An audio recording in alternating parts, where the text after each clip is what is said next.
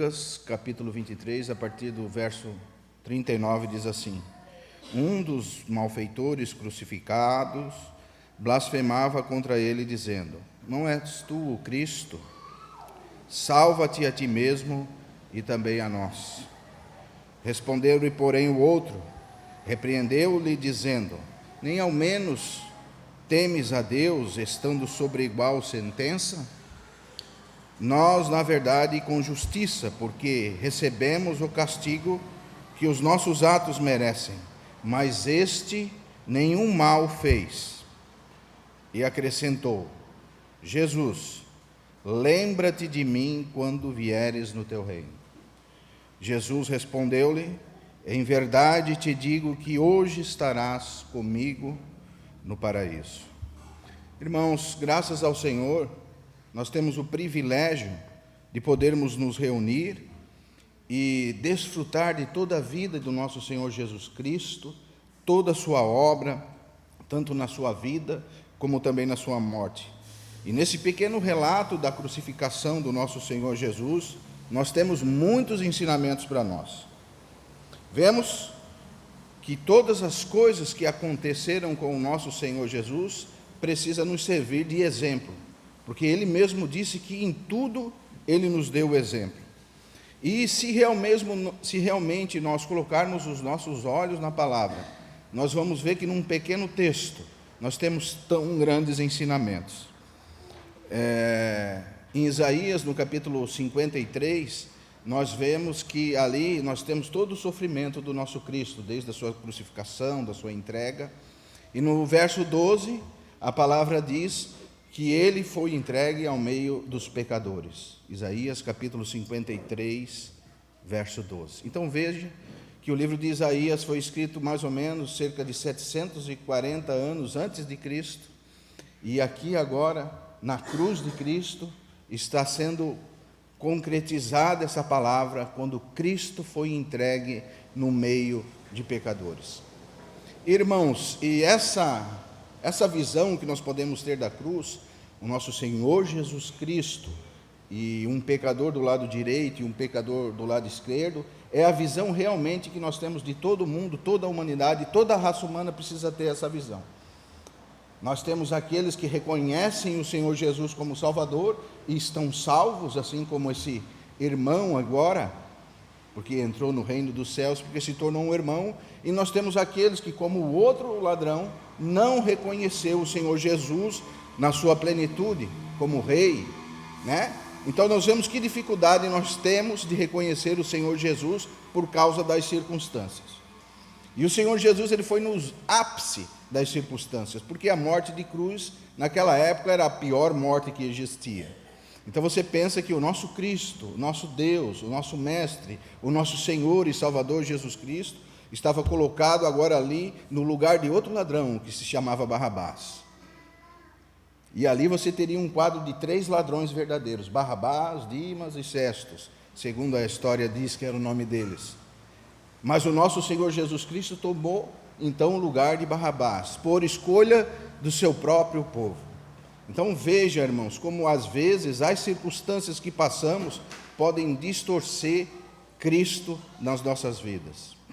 É interessante frisar que precisamos entender que todos os sacrifícios oferecidos no Antigo Testamento apontavam para esse momento agora da cruz do Calvário.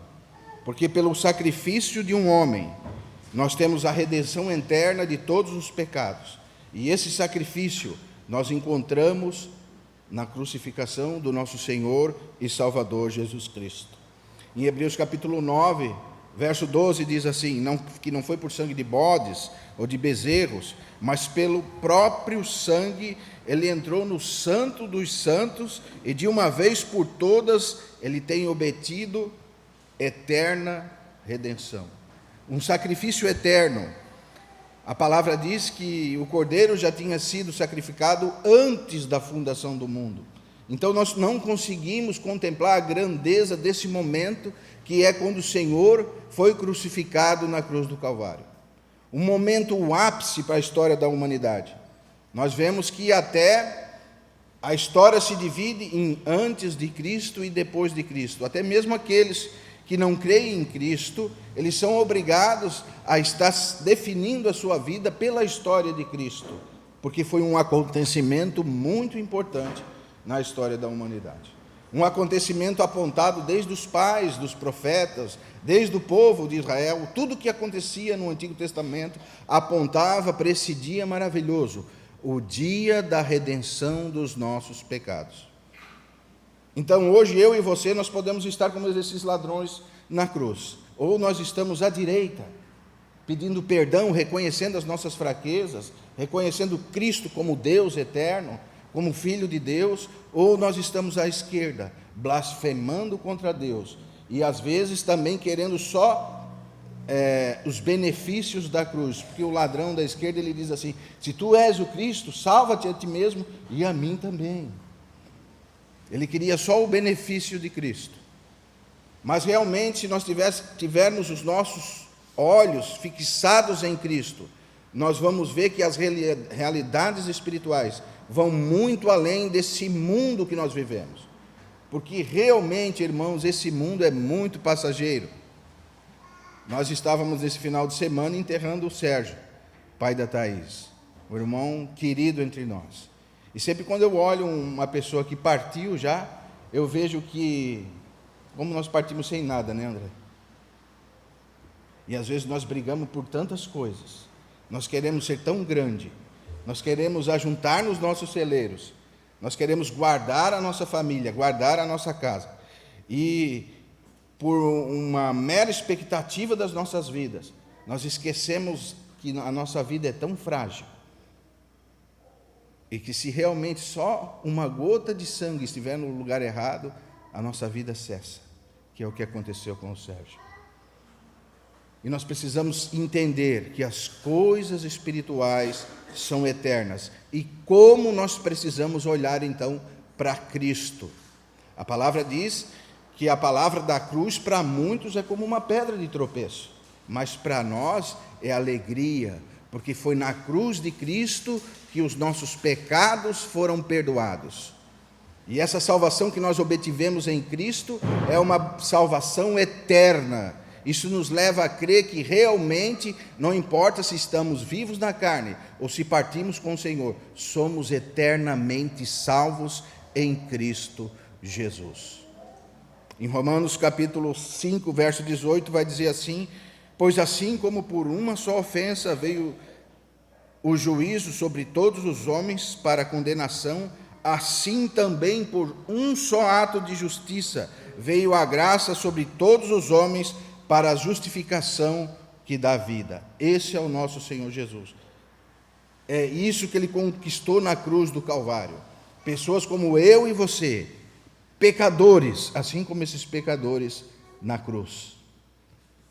E junto a esses malfeitores, nós temos vários exemplos, irmão. Depois do sacrifício eterno de Cristo, nós homens podemos nos colocar apenas como esses dois malfeitores. E vocês podem me perguntar: como assim, Isa? Como que nós podemos nos colocar como esses dois malfeitores?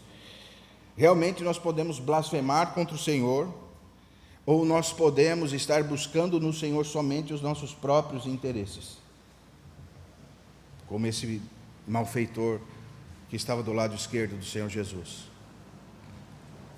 Mas também nós podemos olhar para esse malfeitor que se tornou um irmão, que estava do lado direito do Senhor, e a primeira coisa que ele fez quando foi falar com o Senhor é dizer e reconhecer a sua natureza caída. Ele diz assim: nós, na verdade, com justiça recebemos castigo, porque merecemos. Então, a primeira coisa que nós precisamos, irmãos, reconhecer é a nossa natureza caída. Se você ler lá Romanos capítulo 3, você vai ver que não há um justo, nem um justo sequer. Todos se extraviaram. E muitos de nós, às vezes, nos achegamos ao Senhor com uma altivez, que, como diz a palavra de Deus, precede a queda. Se nós não reconhecermos que realmente somos pecadores e carecemos do nosso Senhor Jesus Cristo, nós não vamos conseguir prosseguir na vida cristã. E talvez nós estaremos olhando o Senhor desse lado esquerdo, procurando somente os nossos próprios interesses e até mesmo blasfemando contra a verdade de Deus. Mas, se realmente nós reconhecermos as nossas fragilidades, nós vamos poder agradar a Deus. A primeira coisa que ele fez, ele reconheceu a sua debilidade. Romanos capítulo 3, verso 9 diz assim: o que se conclui? Temos nós qualquer vantagem? Não, de forma nenhuma, pois temos demonstrado que todos, tanto quanto judeus e gentios, estão debaixo do pecado. Como está escrito, não há um justo, nenhum sequer. Mas em 1 João, capítulo 1, verso 19, diz assim: se confessarmos os nossos pecados, Ele é fiel e justo para perdoar os pecados e nos purificar da injustiça. E foi exatamente isso que esse irmão fez. Nossa, irmão, que interessante. É interessante porque nós pensamos que conhecemos a vida. Nós pensamos que controlamos a nossa vida. E um dos fatores primordiais dessa história que estamos lendo é que nunca é tarde para nós, irmãos. Realmente o irmão da cruz, ele foi salvo aos 45 do segundo tempo. E às vezes nós queremos controlar, nós queremos forçar as coisas, e não distinguimos que não é por força nem por violência, mas é pelo Espírito Santo de Deus. E aquela pessoa, aquele ladrão, ele foi salvo no último minuto da sua vida. Ele olhou para Cristo e foi iluminado. Isso tem que trazer um alento nos nossos corações, porque realmente, às vezes, nós sofremos por causa de familiares, sofremos querendo apresentar o Senhor para os nossos amigos e irmãos em carne, e às vezes não entendemos os preceitos, os propósitos do Senhor. Mas realmente nós temos que nos colocar na dependência do Senhor, porque Ele é poderoso para fazer infinitamente mais do que aquilo que nós pedimos ou pensamos. Talvez a mãe desse ladrão jamais imaginaria que ele seria salvo no último momento da sua vida. E veja, irmão, como foi interessante. Ele olhou para o Senhor e foi iluminado, e ele não fez como aquele ladrão da esquerda e pediu ajuda, pensando somente na sua vida terrena. Ele não falou isso, ele falou: Senhor, lembra-te de mim quando entrares no teu reino. O outro não falou isso. O outro falou: se tu és o Cristo, salva-te a ti mesmo e a mim também. Ou seja, salva-me dessa morte que está para vir sobre mim. Mas esse que reconheceu Cristo, que reconheceu que o reino de Cristo não é desse mundo, não falou isso. Ele disse: Senhor, lembra-te de mim quando vieres no teu reino.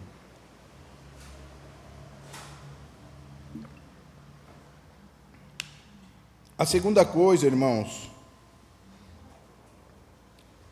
que esse malfeitor reconheceu foi a santidade e a pureza de Deus em Cristo Jesus. Ele diz assim: nós, porém, na verdade, recebemos castigo segundo o que merecemos, mas este nenhum mal fez, reconhecendo a santidade do nosso Senhor Jesus Cristo. Em Êxodo capítulo 12, verso 5, nós vemos que o Cordeiro Pascual, ele precisava ser imolado, mas ele não poderia ter um defeito. E como diz lá em Coríntios, capítulo 5, verso 7, o nosso Cordeiro Pascual já foi imolado por nós. Cristo é o nosso Cordeiro Pascual. Então, realmente, para que esse sacrifício fosse justo perante Deus, o Cordeiro não poderia ter um defeito. Assim como o nosso Cristo, como uma ovelha muda, sofreu calado, foi tosquiado, foi esmagado pelas nossas transgressões na cruz do Calvário. E nós precisamos reconhecer os nossos pecados e que realmente Cristo foi sem pecado.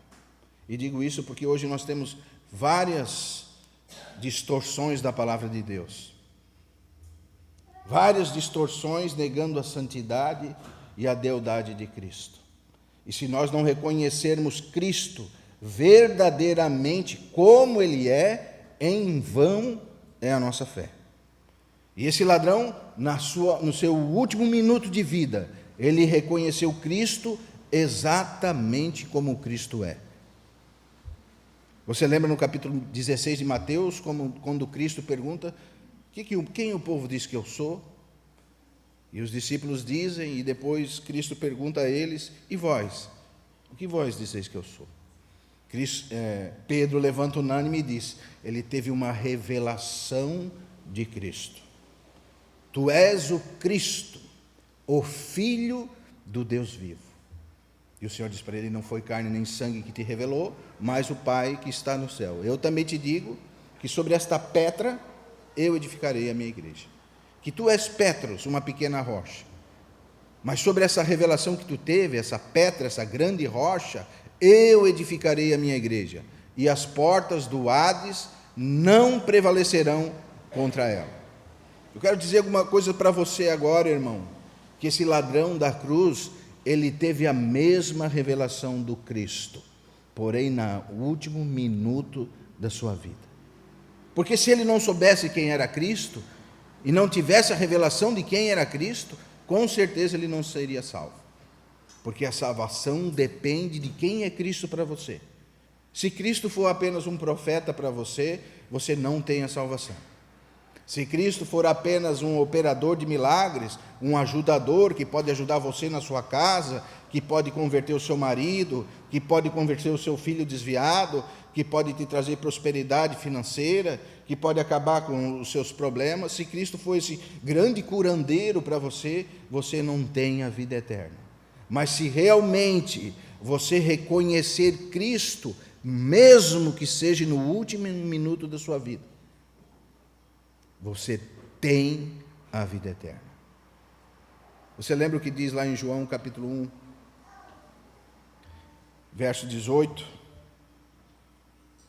João capítulo 1, verso 9 diz assim, se confessarmos os nossos pecados, Ele é fiel e justo para perdoar os pecados. 1 João capítulo 1, verso 9. Mas em João capítulo 5, no Evangelho de João capítulo 5, verso 24, diz assim, em verdade vos digo, que... Vamos ler lá, irmãos, para eu não estar parafraseando. João, capítulo 5, verso 24.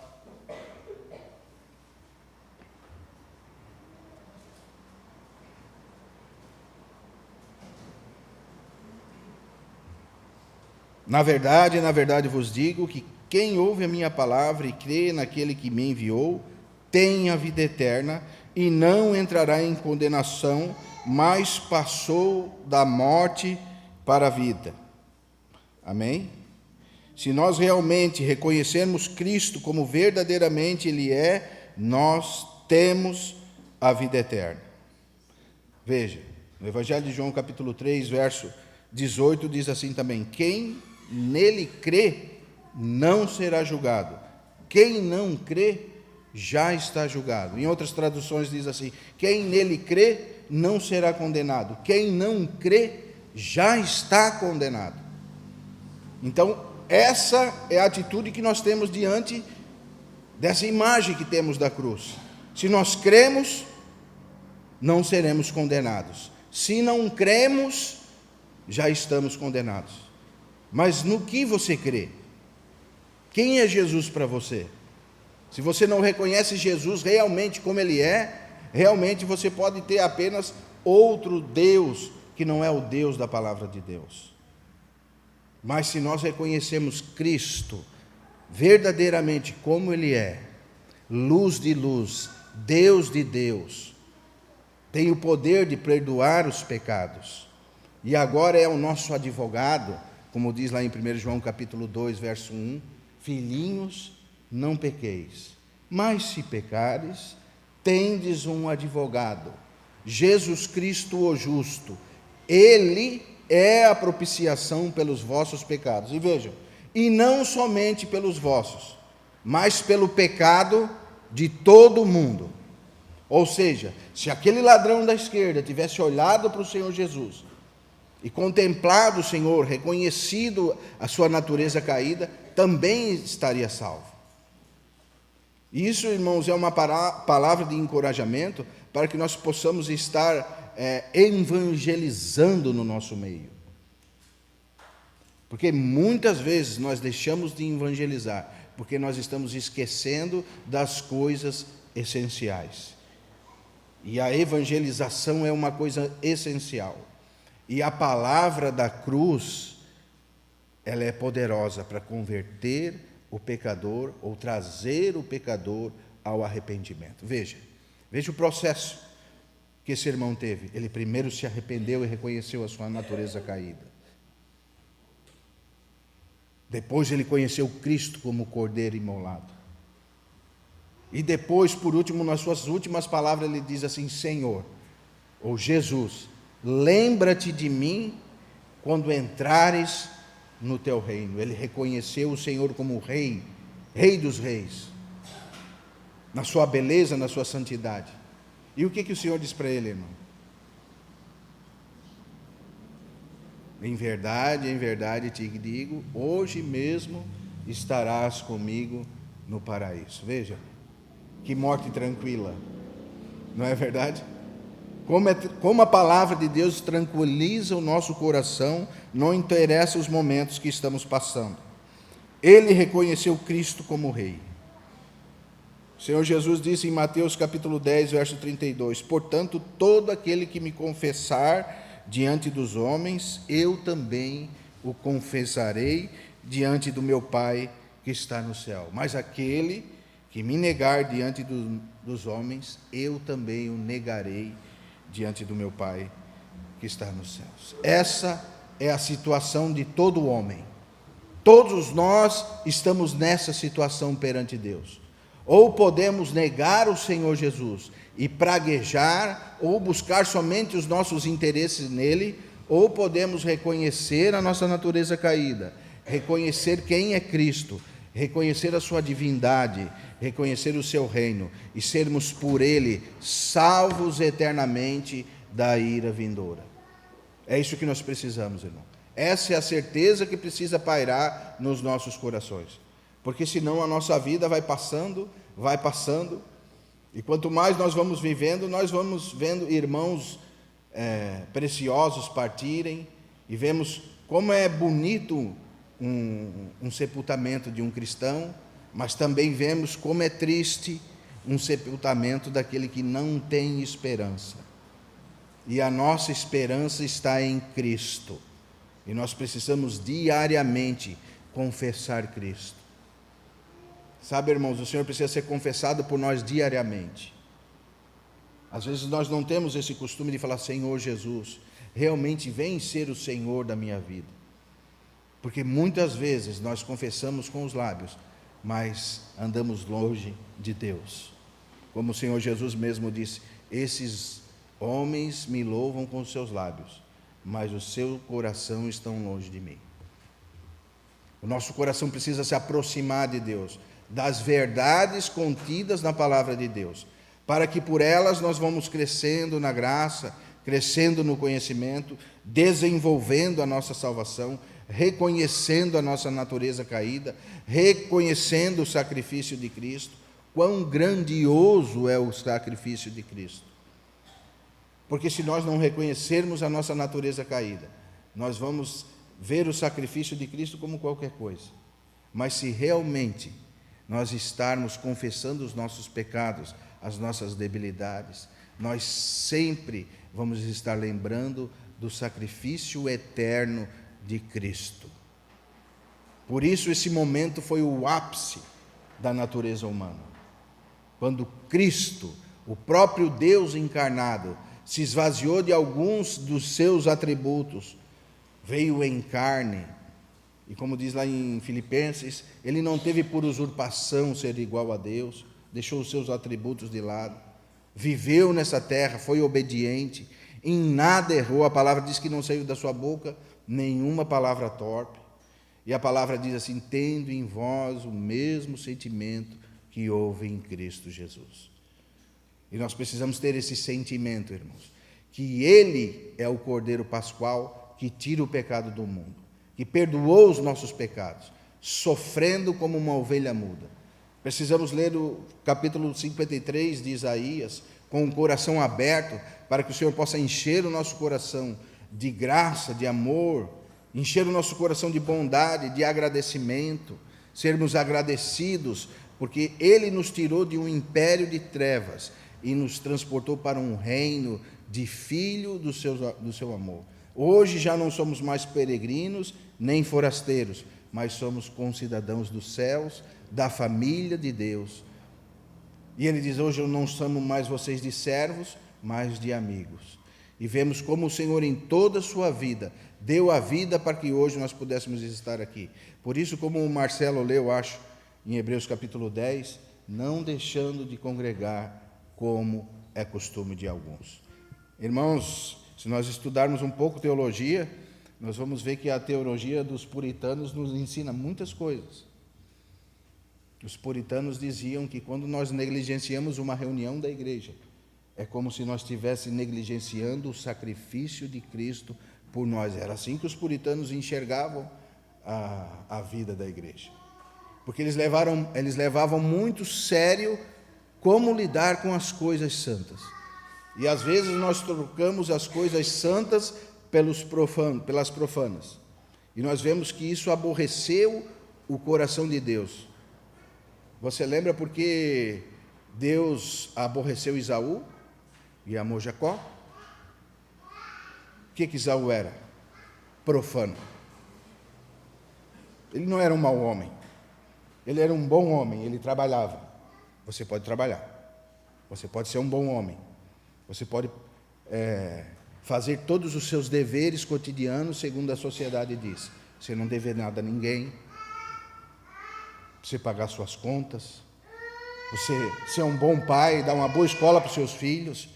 Você é uma pessoa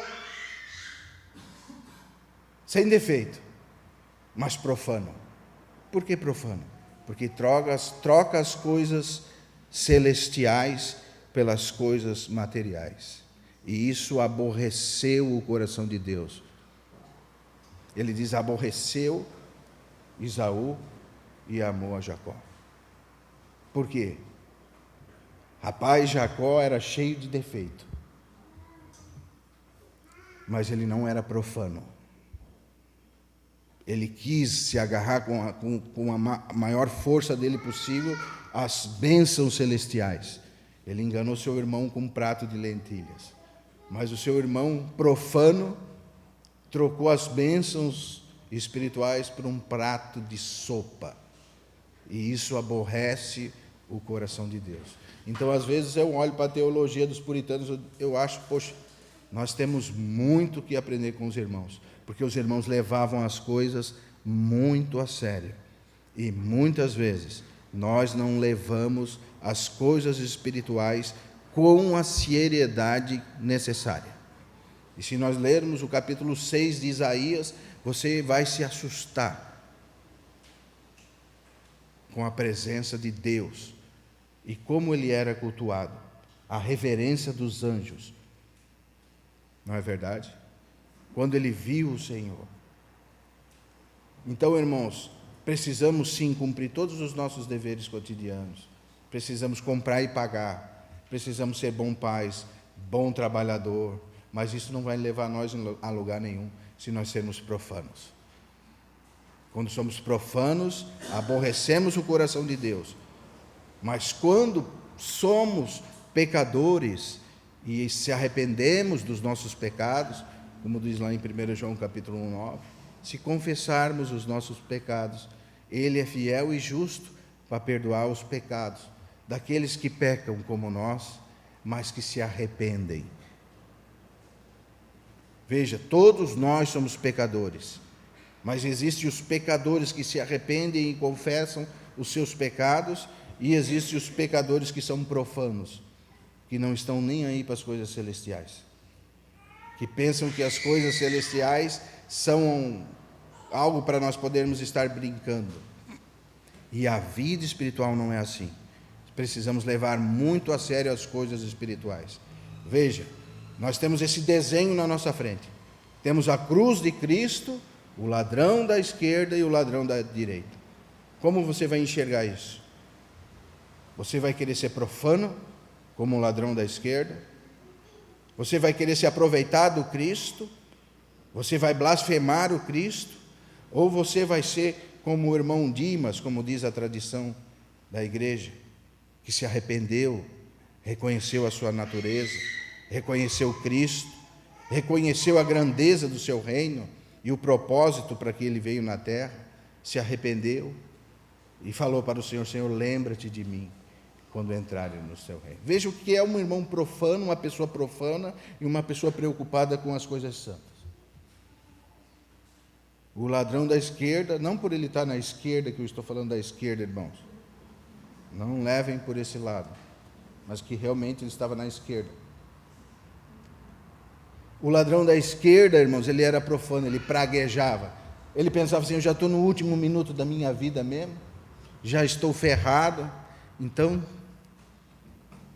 mas o pecador da direita lembrou, reconheceu os seus pecados, que enquanto há vida, há esperança. Reconheceu o Cristo, reconheceu o Rei dos Reis, e foi por Cristo iluminado. E o Senhor diz essa frase tão linda para ele, né? Em verdade te digo, que hoje mesmo estarás comigo no paraíso. Amém, irmãos? Vamos nos colocar de pé.